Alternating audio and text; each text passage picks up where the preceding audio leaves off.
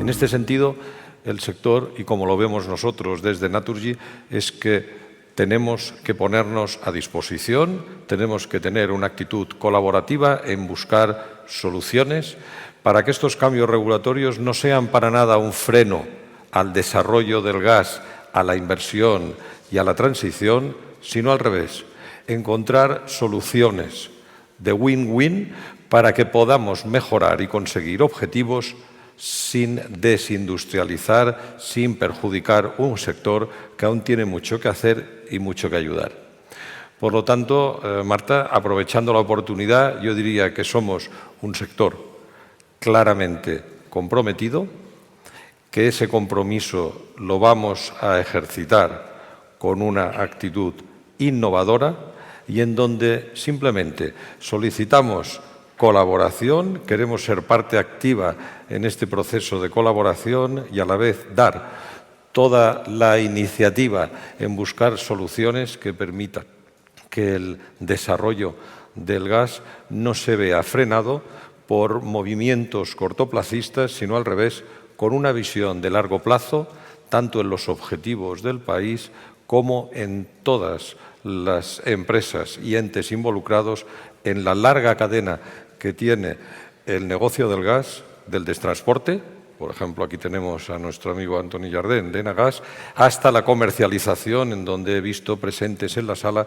muchísimos, además de los que estamos aquí.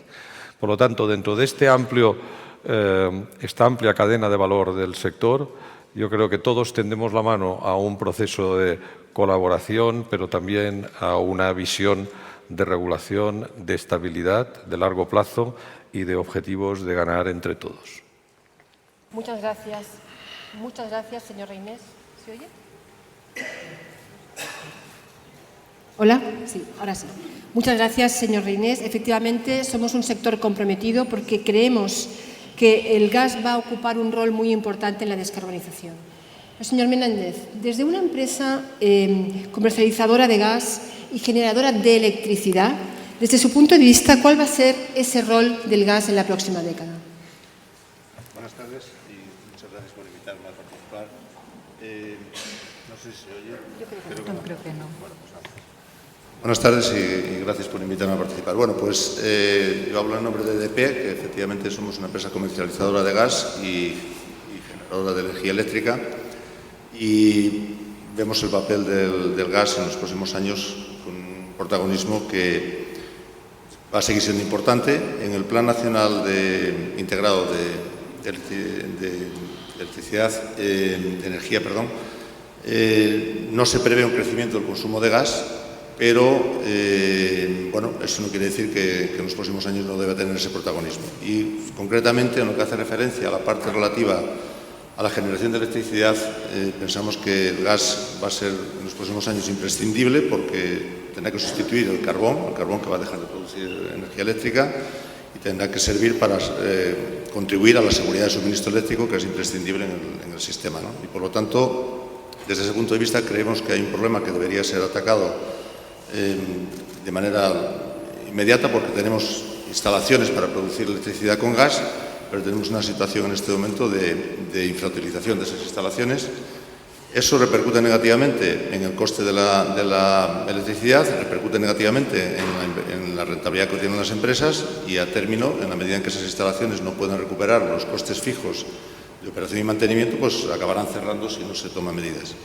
Pensamos que es un tema que se debería abordar con más decisión y bueno, creemos que desde ese punto de vista pues, la regulación debería tener en cuenta esta necesidad del gas como soporte necesario para la garantía de suministro y cubrir los huecos que la energía renovable eléctrica no va a poder cubrir. Eso es básicamente la visión que nosotros tenemos en los próximos años en cuanto a la función del gas en la producción de energía, y obviamente habrá un proceso sustitutivo del gas en el consumo directo por parte de los hogares. En la industria lo vemos más difícil esa sustitución.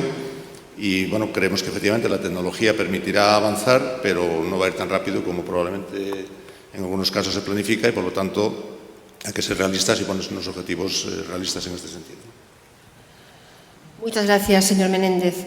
efectivamente el gas tiene un rol muy importante dando respaldo a la energía eléctrica. Pero también hay otros roles. Me gustaría saber la opinión del señor Navarro desde un punto de vista de empresa de infraestructuras. ¿Cuál es el rol del gas desde su punto de vista más allá de ese respaldo de las renovables? Bien, desde el punto de vista de las distribuidoras, como...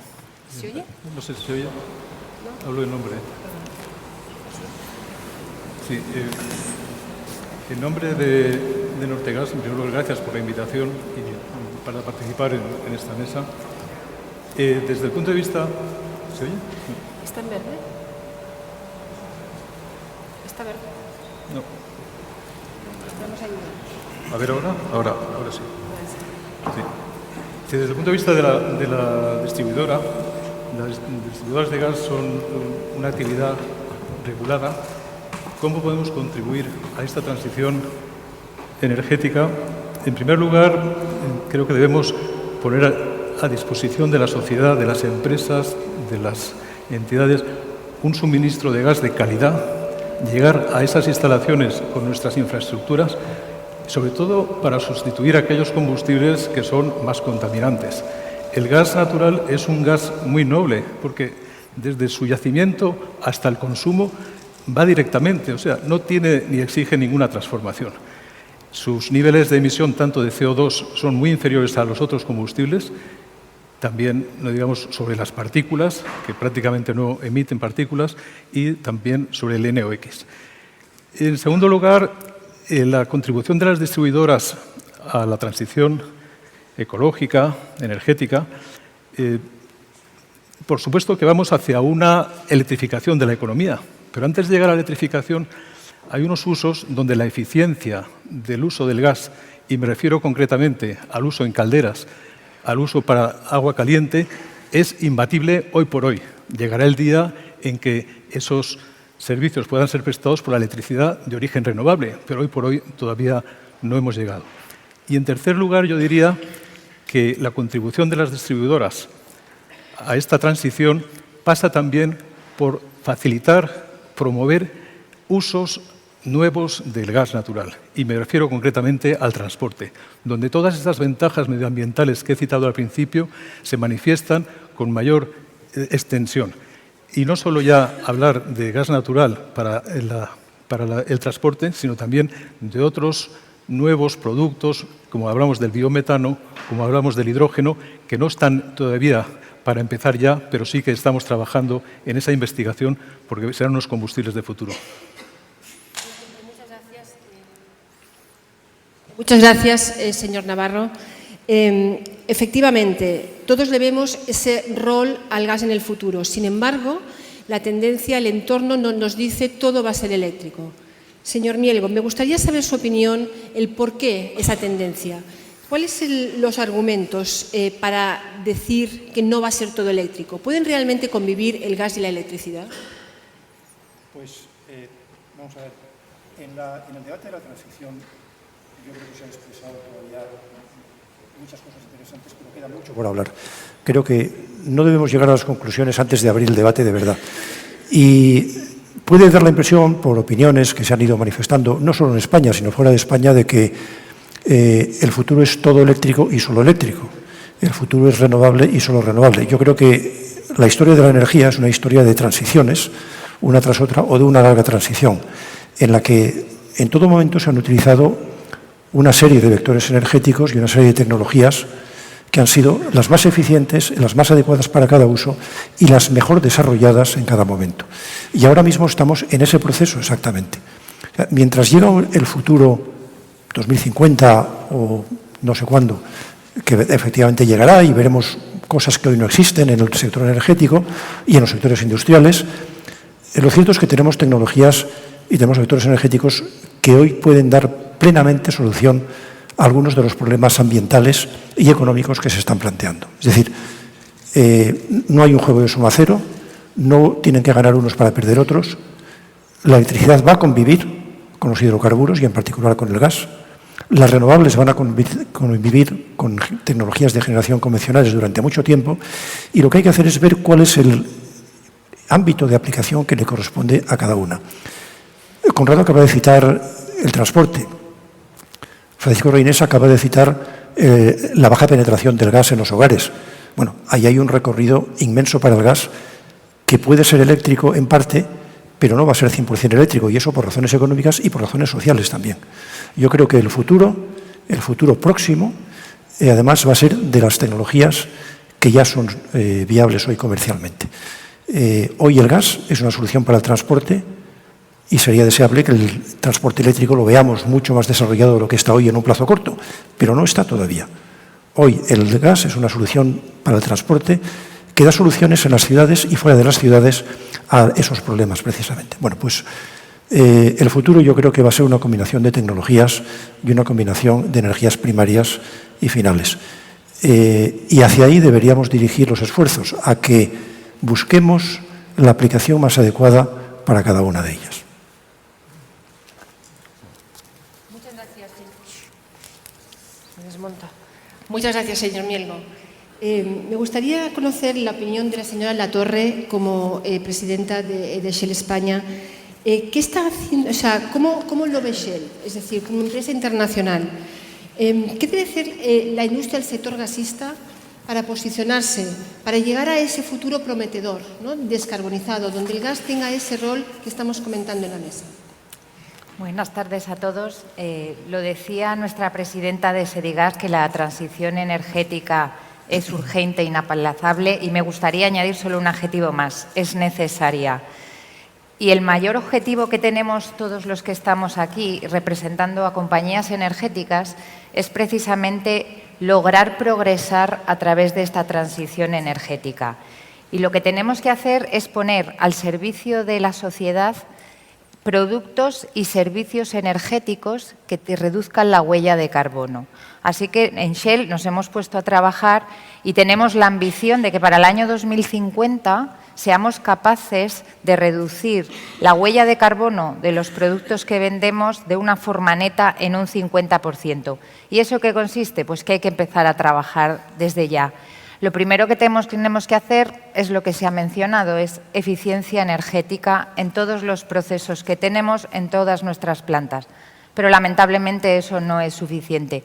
Tenemos que traer al mix nuevos productos como es el gas renovable, como es el hidrógeno, como es la movilidad por gas, como es la movilidad eléctrica también y como es estar en las energías renovables. Pero también entendemos que el rol del petróleo y del gas va a ir evolucionando a lo largo según va avanzando la transición energética, pero estamos convencidos de que no va a desaparecer. En el caso de los productos petrolíferos, somos de la visión de que la demanda va a incrementarse hasta el año 2030 porque lamentablemente no existe alternativas para determinados sectores como puede ser la aviación o el petroquímico. El rol del gas va a ser fundamental en toda esta transición. En el corto plazo, simplemente por sustitución del carbón en la generación eléctrica.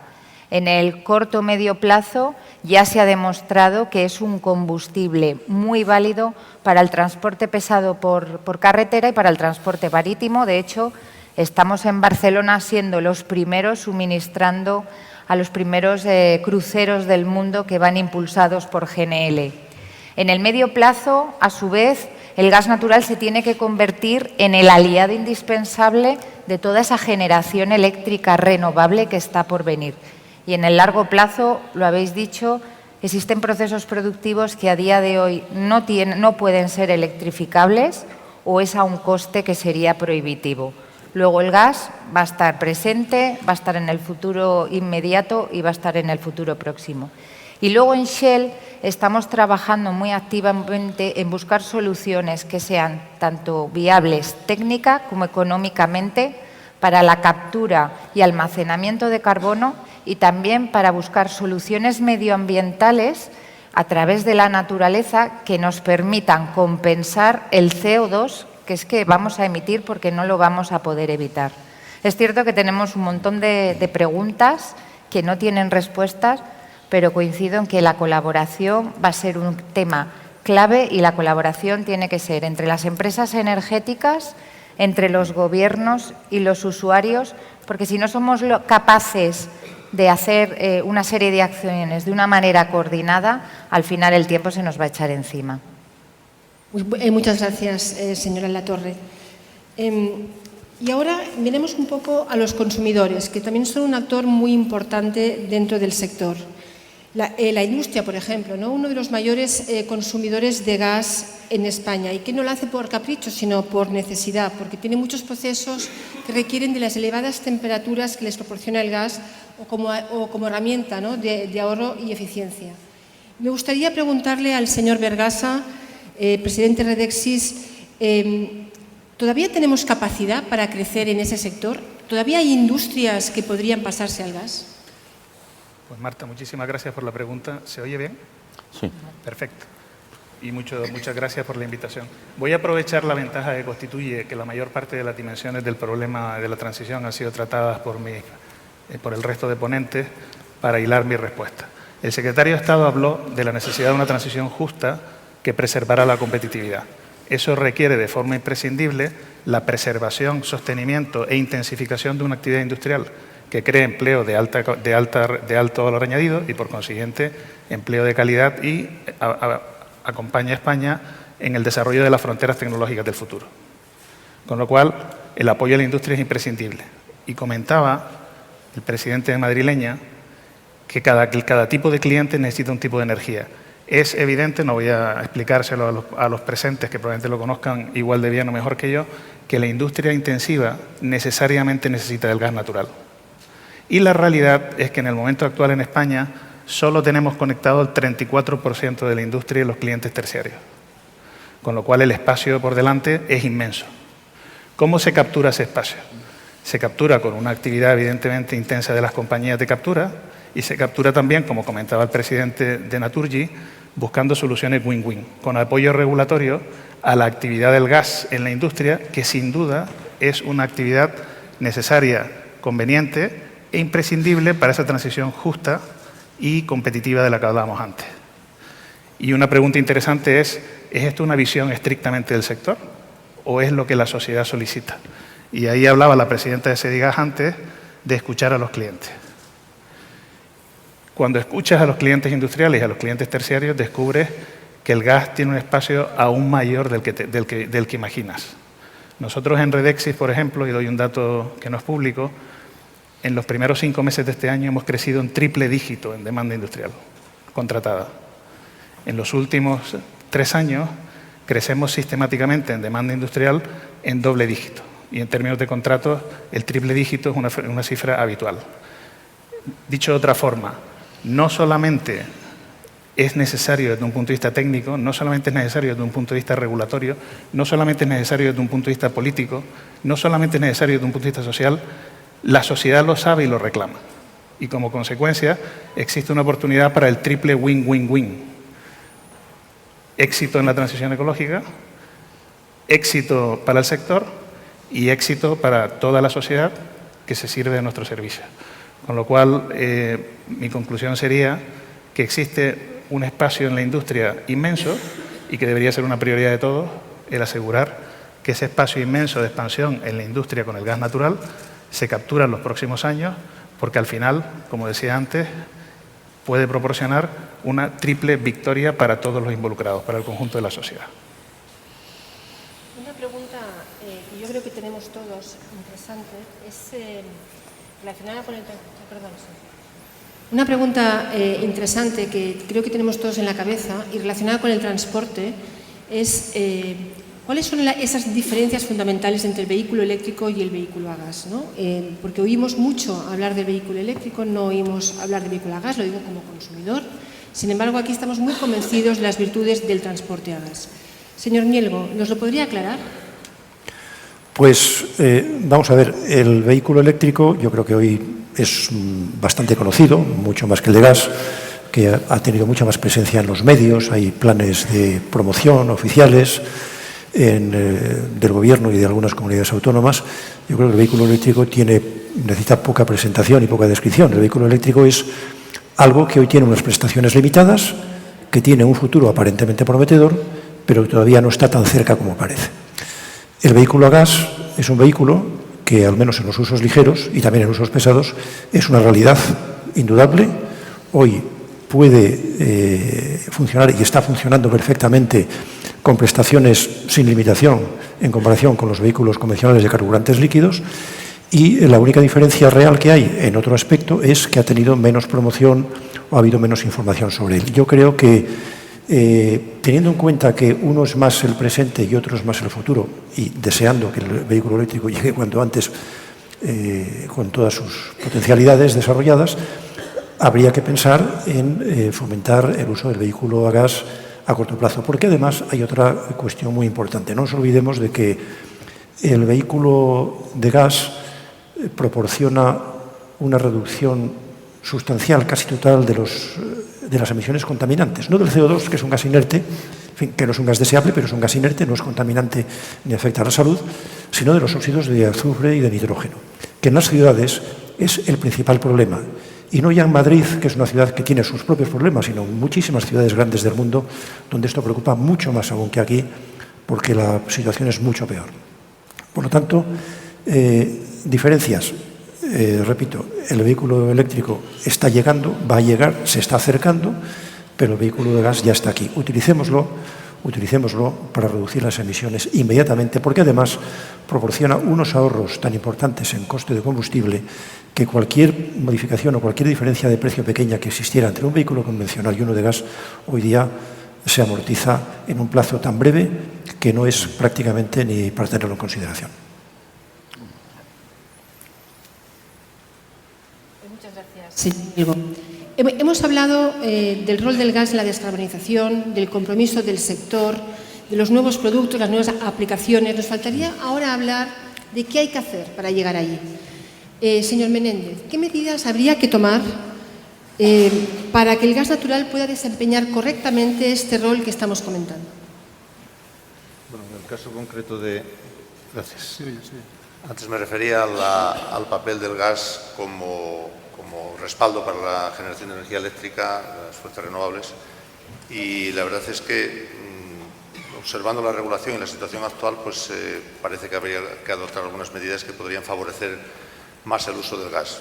Lo cierto es que en el Plan Nacional Integrado de Energía y Clima se prevé que el número de horas de funcionamiento de las centrales de gas en España, de centrales de generación de energía eléctrica a gas, va a ser aún menor en 2025 de lo que ya es ahora, que estamos hablando de poco más de 1000 horas al año, lo cual ya indica que en ese plan, en principio, no parece que se prevea un uso intensivo creciente del gas, a pesar de que antes el secretario de Estado mencionaba que inicialmente sí había pues un repunte del consumo de gas para otros fines, ¿no? Pero en el caso de la generación de energía eléctrica no parece que sea así. Y efectivamente hay razones para que así sea, y hay un riesgo, como decía antes, importante de que las empresas tengan que de alguna manera tomar decisiones, como ya ha ocurrido en alguna central de ciclo combinado que se ha cerrado por falta de incapacidad para recuperar los costes fijos de operación y mantenimiento, ¿no? En concreto, creo que se debería establecer un sistema donde se vuelva a retribuir la disponibilidad de potencia, bien sea puede ser un sistema de mercado por subastas o alguna otra medida que permita conocer cuál es el coste de esa garantía de suministro eléctrico, porque hay un coste implícito que ahora mismo pues, están soportando de alguna manera las empresas generadoras de energía. El proceso de electrificación de la economía yo creo que es un proceso irreversible, pero no es inmediato. Y por lo tanto, cuando se habla en términos de futuro, creo que hay que distinguir, como se ha dicho antes, también entre el corto, medio y largo plazo.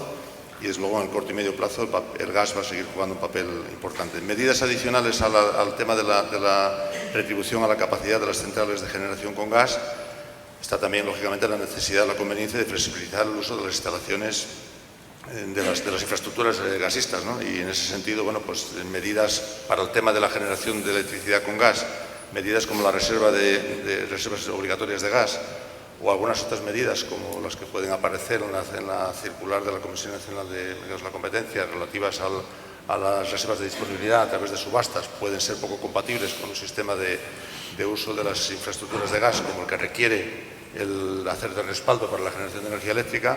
Bueno, pues son temas que deberían cuidarse porque van en detrimento del uso del gas, y creo que eso va en detrimento a su vez del propio sistema, porque el uso del gas para producir energía, aunque sea como respaldo y aunque no sea intensivo, para producir electricidad, ayuda a soportar los costes de las infraestructuras del sistema gasista y, en definitiva, abaratar el coste medio de todo el gas que circula por ellas y, por lo tanto, hacer más competitivo el uso del gas en el corto y medio plazo, ¿no? Creo que hay medidas regulatorias que se deberían abordar en este sentido. Muchas gracias, señor Menéndez. Pero seguro que si preguntamos a las empresas de infraestructuras sacaríamos más medidas, ¿no?, dentro de ese marco regulatorio. Señor Conrado, ¿qué opina usted? Bien, quería empezar con esta pregunta. Yo creo que hace referencia a lo que decía el presidente de Naturgy, que es el espíritu de colaboración que tenemos las compañías de gas y más las distribuidoras como actividad regulada. Nuestra relación con el regulador y como compañía regulada tiene que ser estrecha, de lealtad, de colaboración, de sacrificios, como ha habido en su momento, de esfuerzos comunes, etc. Desde la Ley de 18 de 2014 hemos adquirido una experiencia de 5 años donde hemos visto el sistema a lo largo de este periodo. Por supuesto, ha habido que hacer algunos pequeños esfuerzos adicionales y hemos adquirido una experiencia y vemos que lo primero que necesario para una regulación es que haya estabilidad. Segundo, que haya visibilidad. De hecho, esta situación que hemos experimentado en estos años está consolidando este espíritu de estabilidad, de continuidad, de visibilidad, etc. Y esto además ha dado lugar, pues ha habido una entrada de nuevos inversores dentro de las compañías distribuidoras, inversores de largo plazo, con vocación de permanencia, fondos de inversión que invierten en infraestructuras, respaldado por inversores que son planes de pensiones, que no buscan un retorno inmediato, rápido. No, aquí están para quedarse. Entonces, esto ha sido fruto de este proceso regulatorio que empezó en el año 2014. En estos momentos estamos en un periodo de revisión que empezará su aplicación en el año 2021 y yo plantearía y pediría pues, que se mantenga esa estabilidad, esa visibilidad, esa forma de hacer de largo plazo dentro de ese mutuo entendimiento, colaboración, lealtad, etc. El regulador también y la regulación lo que necesita, todo lo que estamos hablando, y es que se fomente el crecimiento, el desarrollo de las redes. Y eso ha ocurrido estos últimos 5 años, a riesgo en muchas ocasiones de las propias compañías distribuidoras, invirtiendo. Y por último, yo diría que es necesario fomentar no solo este desarrollo, sino el desarrollo de estas nuevas iniciativas, nuevos productos, como es el biometano, como es el gas renovable, como es el hidrógeno. Todas las compañías, Nortegas en particular, estamos haciendo inversiones e investigación en estos nuevos productos que no son para hoy, pero serán para mañana. Y por último, pues que en estos 6 años, efectivamente, en estos 5 años, se ha conseguido un equilibrio económico-financiero en el sector. Y eso ha costado también porque estamos levantando un déficit que se ocasionó con anterioridad, y con el esfuerzo de todos, naturalmente. Yo creo que estas son las bases de estabilidad, visibilidad, equilibrio económico-financiero y apoyo al crecimiento. Muchas gracias, señor Navarro. Efectivamente, esas son las bases. Y sin olvidar también todo ello para un avance tecnológico importante, ¿no? No quisiéramos cerrar esta mesa sin dar una pincelada de esa innovación, ¿no?, ese desarrollo tecnológico que es necesario incluso en las redes. Señor Berrasa, muy rápidamente, porque nos estamos quedando sin tiempo, ¿qué nos puede decir al respecto? Bueno, lo primero que diría es que es un tema muy importante, como se ha comentado anteriormente, y que está conectado profundamente a la estructura regulatoria que debe tener el sector. Es decir, el sector gasista, al igual que otros sectores, se enfrenta a fuerzas tecnológicas disruptivas positivas, que permitirán un sector más eficiente y más sostenible, pero que requerirán inversiones. Una de esas fuerzas es la irrupción de los gases renovables y del hidrógeno en el futuro, que necesariamente requerirán adaptaciones de nuestras infraestructuras, investigación y desarrollo, y como consecuencia debe considerarse que nos enfrentamos a esa disrupción positiva a la hora de valorar cómo se regula el sector a largo plazo. Una segunda fuerza disruptiva tecnológica en juego cada vez más intensamente es la digitalización y la introducción de herramientas de inteligencia artificial, que no solo pueden producir un mejor acercamiento a los clientes, comentaba el presidente Naturgy que existen más de una decena de millones de potenciales clientes accesibles minoristas en España. La forma de acceder a ellos mejora espectacularmente cuando aplicas algoritmos de inteligencia artificial, un despliegue de redes mucho más eficiente, tanto en CAPEX como en topología, como en perturbación de la sociedad, y un desarrollo global de todo el sistema muchísimo más sostenible y de largo plazo. Pero esto requiere también inversión, requiere estabilidad y requiere tranquilidad, con lo cual diría que el frente de la innovación tecnológica es enormemente ilusionante y es una razón más para pedir que tengamos el espacio necesario para desplegarlo en su totalidad. Muchísimas gracias, señor Bergasa. Y finalmente quisiera invitar al señor Jardén a que nos haga sus reflexiones finales, ¿no? ¿Qué le ha parecido en los comentarios en la mesa? ¿Cuáles son sus reflexiones? ¿Cómo ve ese rol del gas en el futuro? Bueno, muchas gracias a Sedigas, a la presidenta, a Rosa Sanz y a Marta Margarí, la secretaria general, por la invitación que nos hace a todos. Y bueno, me toca modestamente hacer un pequeño resumen de lo que se ha dicho y como el público es muy inteligente, casi no hace falta. Pero bueno, sí quizás destacar algunas características.